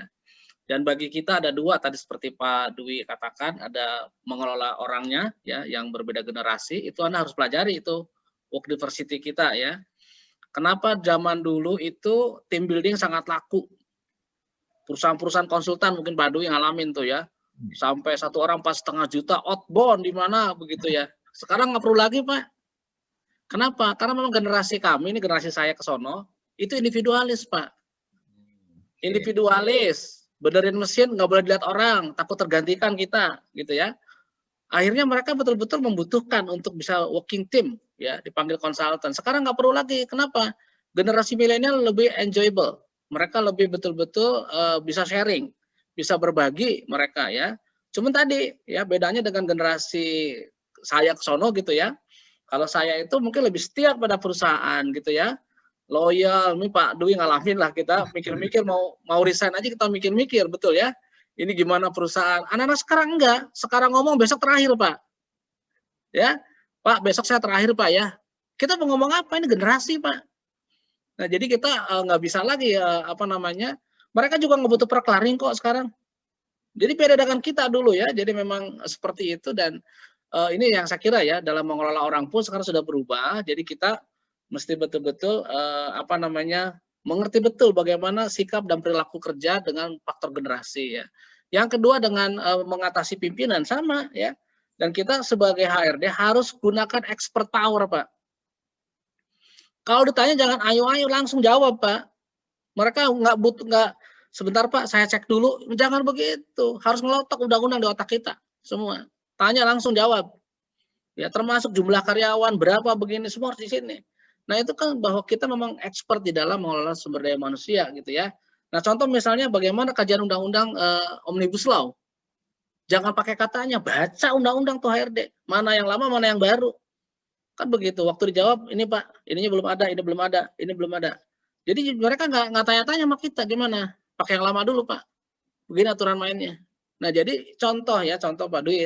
Jadi memang sekarang, apalagi orang-orang milenial gitu ya, orang milenial tuh butuh cepat, mereka instan. Ya, mereka juga untuk apa ada kamu di situ? Saya bisa cari di Google itu. Kan begitu, ya. Tapi kalau kitanya memang ngumpulin, kita meeting juga cepat jawab begitu ya. Apa yang mereka pikirkan kita langsung berikan. Ya mereka betul-betul ya. Contoh yang megang, kenapa saya bilang tadi abnormal itu? Abnormal itu punya anak milenial, Pak. Anak milenial, mereka begitu hebat begitu. Nah jadi kalau orang menjadi HRD-nya nggak bisa, zaman Bunyamin nggak bisa, Pak. Zaman manajernya hanya gaya begitu nggak bisa. Harus turun ke lapangan. Itu orang-orang milenial begitu. Nah, jadi memang kita harus setuju Pak Dwi ya, memang ini kenyataannya. Ya kita harus tinggalkan atributif kita sebagai manajer. Turun kita ke lapangan. Ya, linting baju itu orang milenial, Pak. Dan tentunya pasti ya, gaptek itu ada zaman saya juga sama. Saya kalau apa-apa anak saya sekarang ya, Dek, iniin Dek gitu. Kenapa memang faktor generasi nggak mesti dilawan tuh Pak ya. Jadi memang seperti itu harus dipaksakan. Harus dipaksakan. Sekarang saya ngajar menggunakan e-learning, Pak. Ya, posting di situ dan sebagainya di situ. Ya, itu memang faktor generasi pengaruh, tetapi harus maksimalkan tugas kita. Apalagi HRBP, ya. Sekarang banyak bisnis kreatif. Kalau Anda kan nggak bisa pilih kadang-kadang kerja di mana. Betul nggak Pak Dwi? Ya, kita kesempatan kerja tiba-tiba di industri kreatif. Ya, karena kita butuh kerjaan. Nggak bisa kita dengan manufacturing mindset, nggak bisa, Pak. Kita harus shifting tuh paradigma kita kepada bisnis kreatif, masuk ke bisnisnya, pelajari dan kita kuasai, menjadi partner buat owners itu. Saya kira itu Pak Dwi ya, jadi baik mengelola orang maupun mengelola bos pun sama ya, tetap faktor generasi dan expertise kita. Baik Pak, terima kasih Pak, expertise Pak ya, jadi baik, bukan lamanya masa kerja Pak ya, tapi how to get the skill. Ya, experience. Nah, ya. Ini kita banyak belajar nih. Karena untuk area-area milenial nih, ini di tim kita ini di GNIK ini juga banyak sekali Pak milenial nih, Bu Fadira, Bu Emilia gitu. Pak Anto TP itu, Bu Airin, Bu Santi, wah itu milenial itu kita. Milenial. Nah, saya banyak belajar dari beliau-beliau nih. Oke, Bapak Ibu, sesi tanya jawab ini sampai jam 5.40 masih ada waktu. Silahkan kalau mau ada lagi sebelum kita closing statement gitu ya, closing statement ya, kayak di ILC ya. Siap. Silahkan kalau ada yang menanyakan bisa langsung open mic atau mau di chat silahkan. Bu Fathira atau Mbak Emilia ada yang mau disampaikan ini sama Pak Yayan, belum ketemu, susah ketemunya kan? Oke ya. Mungkin Pak Dwi saya tambahkan. Ya siap. Ya, jadi untuk menajamkan ya shapingnya itu. Jadi ini memang konsep ya, konsep. Tetapi sekali lagi ya, bekerja tanpa konsep itu akan banyak sia-sia tuh. Ya, kita harus kembali ke konsep ya. Jadi kita ini kenapa konsep ini hasil riset Pak, hasil temuan-temuan yang sudah diformulasikan oleh para ahli ya. Dan kita mungkin waktu pelaksanaannya kita boleh temukan dalil baru ya, kita mungkin ada proposisi baru ya, yang kita bisa mungkin kajian-kajian teori itu ya untuk perkembangan di dunia akademik ya. Oleh karena itu HRD juga harus membuka untuk magang, membuka untuk praktek kerja ya, untuk skripsi. Kenapa? Karena buat kita feedbacknya itu ya, kita kan nggak bisa ngerti tuh operation di lapangan. Mungkin dibantu mahasiswa yang magang gitu ya, kita bisa kerjasama dengan perguruan tinggi. Yang kedua ya, jadi memang ini bukan ngawang-ngawang, tetapi ini adalah satu bentuk praktis ya, bagaimana Anda menjalankan HRBP ini dengan 4 kuadran tadi. Jadi kalau Anda fokus kepada strategik tapi bicara proses, berarti Anda harus menjadi partner strategik buat perusahaan. Ya, bagaimana bisnisnya dan sebagainya. Tetapi kalau bicara day to day operation, menyangkut proses, Anda harus expert ya dari administrator. Ya, HRIS-nya dibuat, digitalisasi dibuat, gitu ya. Bagaimana sekarang monitoring performance dengan digital, itu harus definisikan. Itu sebagai partner yang kedua. Nah, yang ketiga kalau bicara strategik, tetapi menyangkut orang, Anda harus menjadi agent of change. Ya, bagaimana kultural yang diperlukan. Ya, kalau bisnis kreatif, ya betul-betul Anda harus betul-betul masuk gitu ya. Ini culture-nya beda nih. Bagaimana kita menanamkan nilai buat perusahaan, gitu ya. Yang ketiga, yang keempat, kalau kita fokus kepada day to day dan bicaranya orang, Anda harus berhasilkan, harus menjadi pemberhasil bagi karyawan. Ya itu harus termasuk tadi pertanyaan undang-undang Omnibus Law ya, undang-undang apa Omnibus Law ya. Ya Anda harus masuk ya, harus yakinkan manajemen. Kalau sudah baik ya sudah, bagaimana pertahankan ini ya. Jadi nanti ini benar-benar menjadi jembatan bagi kita untuk hubungan industrial yang baik ya dan harmonis. Tentunya output dari ya HR itu selalu dari 3 itu adalah productivity, quality service and product, dan 3 adalah profitabilitas. Jadi jangan pernah HR buta dengan seperti itu. Harus masuk apa yang menguntungkan, mana hidden cost kita masuk. Ya, jadi kita betul-betul menjadi partner bisnis buat perusahaan. Dan itu jabatan nggak usah dicari, Pak. Gaji nggak usah diminta, dikasih, Pak. Apa juga minta. Yang survei tadi itu gaji 70 juta tuh. Itu kan bukan saya ngomong. Itu dari koran itu ya, dari koran tahun 2017 ya. Saya kira mungkin Pak Dwi itu dari saya. Ya Pak, terima kasih. Siapa yang mau 75 juta silahkan raise hand ya. Silakan. Itu ada di koran tuh Pak, dari saya gitu ya. Oke, Bapak Ibu, kalau tidak ada pertanyaan gitu ya, saya akan mencoba mensummary apa hasil diskusi kita hari ini tadi, sehingga Bapak Ibu akan mendapatkan satu gambaran secara utuh gitu ya. Tadi sudah di akhir tadi sudah disummary sebenarnya sama beliau gitu ya, tapi saya mencoba mensummary-kan. Begini Bapak Ibu, dalam konteks bisnis ini dunia nyata. Ini dunia nyata, bukan dunia awam-awam, gitu ya, dunia nyata.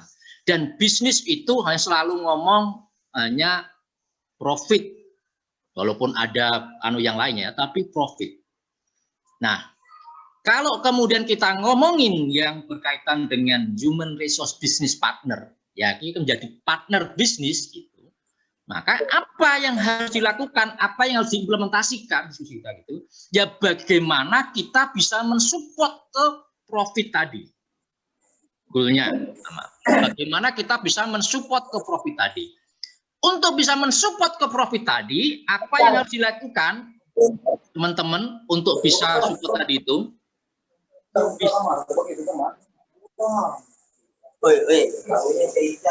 Nah, ini benar, ini ada kencang. Nah, bagaimana kita bisa mensupport profit bisnis tadi itu? Ada 4 hal yang harus kita kuasai sebagai praktisi HR. Yang pertama adalah, kalau saya mensampaikan dari beliau tadi itu, yang pertama adalah kita harus bisa menjadi strategic partner. Apa artinya jadi strategic partner? Kita harus bisa membantu merumuskan apa-apa saja yang harus disiapkan dalam rangka mencapai profit tadi. Baik dari sistem, langkah, kegiatan, sampai ke orang-orangnya. Itu harus mempersiapkan strategiknya. Bagaimana kita bisa nurunkan itu, perusahaan apa yang dilakukan gitu ya, ke peta strategi dan lainnya gitu. Satu itu. Kemudian yang kedua, kalau kita sudah persiapkan itu, sistem itu, gitu kan ya, sudah bagus, sudah komprehensif, gitu, maka kita harus bisa mengajak semua stakeholder di bisnis itu untuk mengarah ke sana. Itu yang disebut change agent. Kita harus menjadi agen perubahan, membawa yang tadinya enggak mengarah kepada profit bisnis tadi itu, bagaimana kita bisa mengarah ke sana. Ya karakter orangnya, ya budayanya, gitu, agen itu perlu kita sesuaikan. Kita menjadi agen perubahan. Dan ini yang paling susah, rekan-rekan. Ini yang paling susah menjadi agen perubahan. Untuk membawa orang berubah itu susah. Kita sendiri aja susah berubah. Kita selalu ngomong kita pengen olahraga. Tapi kalau bangun susah. Ya, menjadi agen perubahan. Nah, pada saat sistem sudah disiapkan, baik orang sudah mengarah ke sana, kita bawa tadi itu bagaimana orang-orang ini juga mendapatkan benefit tadi itu, menjadi orang-orang yang unggul tadi itu, yang siap tadi itu ya. Gitu. Kemudian yang terakhir untuk bisa 3 hal tadi itu ya kalau Anda nggak punya expertise ya Anda akan susah untuk mengarah ke sana, memahami tentang bisnis proses, memahami tentang KPI-nya, menurunkannya kepada activity, itu akan susah. Maka harus paham, harus punya itu. Termasuk aturan-aturannya, gitu ya. Jadi 4 hal itu untuk mengarah implementasi kepada HR business partner. Gitu. Tadi beliau menyampaikan gitu ya, kalau mimpi, gitu ya, mimpi, tapi tidak ada actionnya, pemahaman tidak ada actionnya, ya sama aja. Kalau bahasanya ngelindur gitu kan ya, mimpi hanya tinggal mimpi saja. Konsep tadi itu, HR harus ada konsepnya. Tapi konsep tidak dijalankan, ya hanya pajangan, tinggal dijalankan. Jadi 2 hal itu. Dan yang terakhir, Bapak Ibu, saya selalu sering bagi dengan teman-teman gitu ya, HR itu selalu ada 2 sisi. HR itu selalu ada 2 sisi. Ada sisi sistemnya tadi, persiapannya tadi, ada sisi industrialization-nya. Ini penting. Dan ini harus berimbang. Apalagi di eranya sekarang, hubungan industrial. Jadi antara sistem dan hubungan industrial Anda harus berimbang. Harus Anda jaga. Sistem bagus, hubungan industrialnya kacau, urusan PKWT, urusan izin dan lain-lain yang itu kacau, nggak jalan.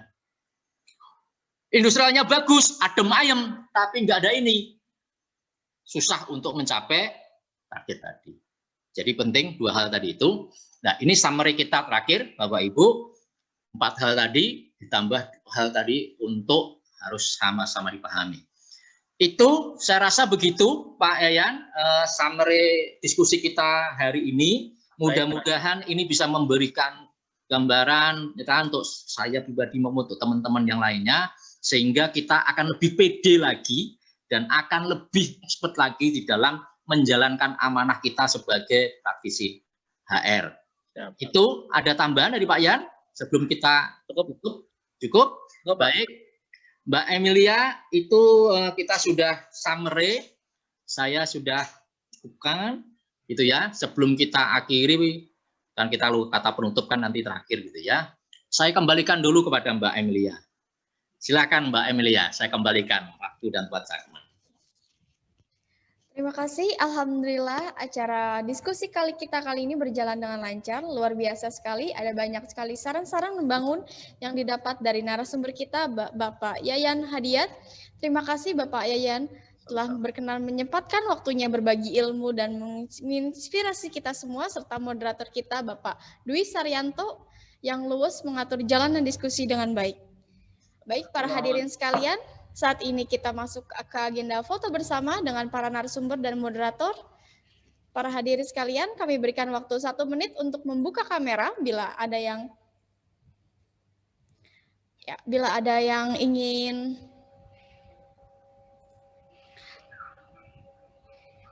bila ada kesulitan silakan sebutkan nama atau raise hand.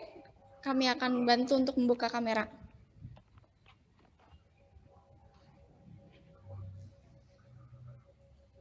Kelihatan toh, Bu Airin sehat ya, Bu Airin?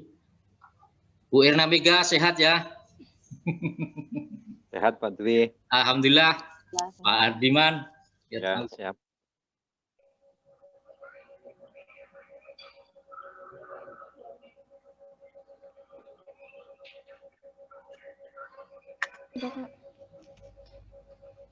Baik.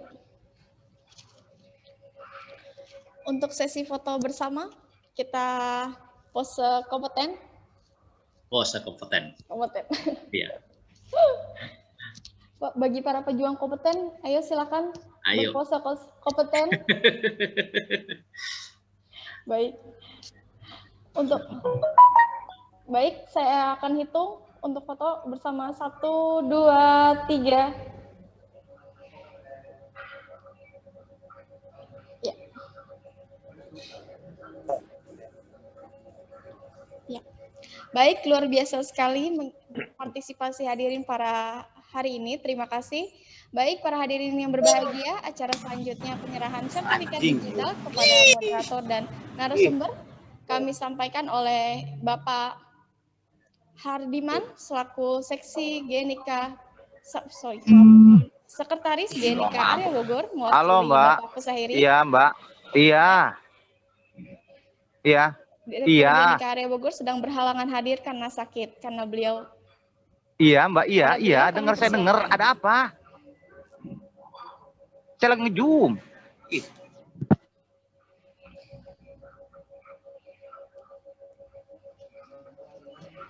Silakan Bapak Hardiman. Oke. Ini untuk siapa nih? Untuk narasumber Yayan. terlebih dahulu Pak. Ya. Oke.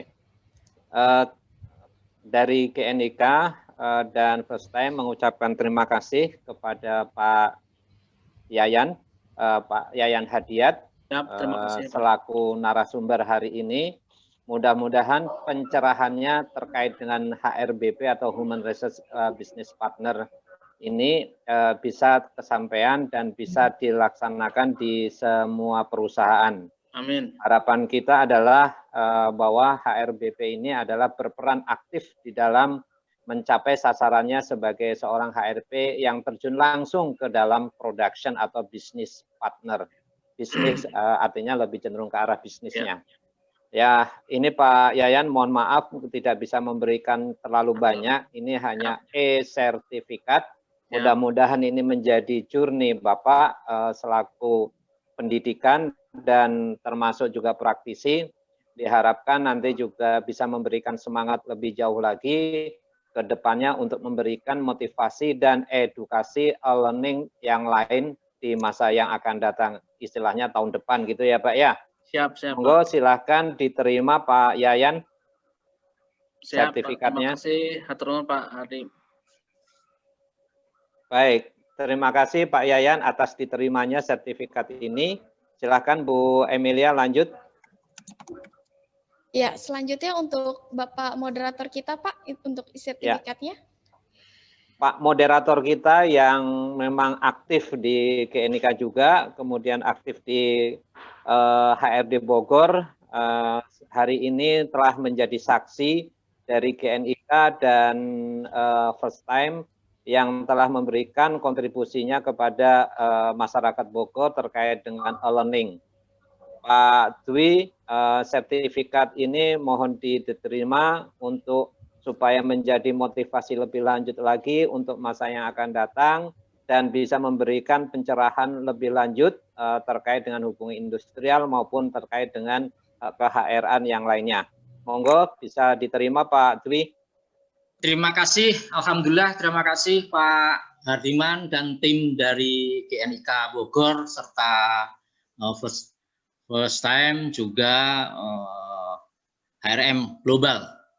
Nah, sama Mapan Persada. Terima kasih. Mudah-mudahan kita terus selalu bersinergi dan Bapak Ibu semuanya terima kasih sekali untuk waktunya. Mohon maaf kalau ada hal yang ngelantur-ngelantur gitu ya. Mohon maaf dari saya. Assalamualaikum warahmatullahi wabarakatuh. Terima kasih sekali. Terima kasih Pak Dwi dan semua peserta yang ada hadir hari ini. Untuk itu ini kita langsung tutup atau Mbak Emilia yang nutup nih? Saya yang akan tutup Pak. Oke. Ya. Oke, kami cukupkan sekian. Terima kasih semuanya. Assalamualaikum warahmatullahi wabarakatuh. Waalaikumsalam. Terima kasih kepada Bapak Hardiman atas penyerahan sertifikatnya. Mari kita berikan aplaus untuk moderator serta para narasumber kita yang luar biasa pada hari ini. Oke. Baik, para hadirin sekalian, akhir kita sudah sampai di penghujung acara virtual seminar and sharing session berterima kasih kepada seluruh pihak yang telah mendukung terselenggaranya acara hari ini, mulai dari narasumber, moderator, panitia, serta para hadirin sekalian. Semoga acara kali ini dapat memberikan manfaat dalam meningkatkan kompetensi SDM di Indonesia.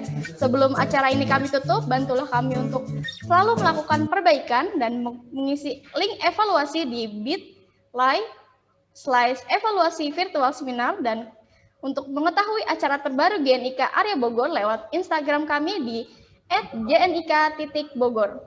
Saya Emilia, mohon undur diri dari hadapan para hadirin sekalian. Terima kasih. Wassalamualaikum warahmatullahi wabarakatuh. Salam kompeten. Waalaikumsalam warahmatullahi wabarakatuh. Salam kompeten. Waalaikumsalam Terima warahmatullahi kasih semuanya. Terima kasih semuanya, Bapak Ibu. Sehat selalu, sukses selalu untuk semuanya.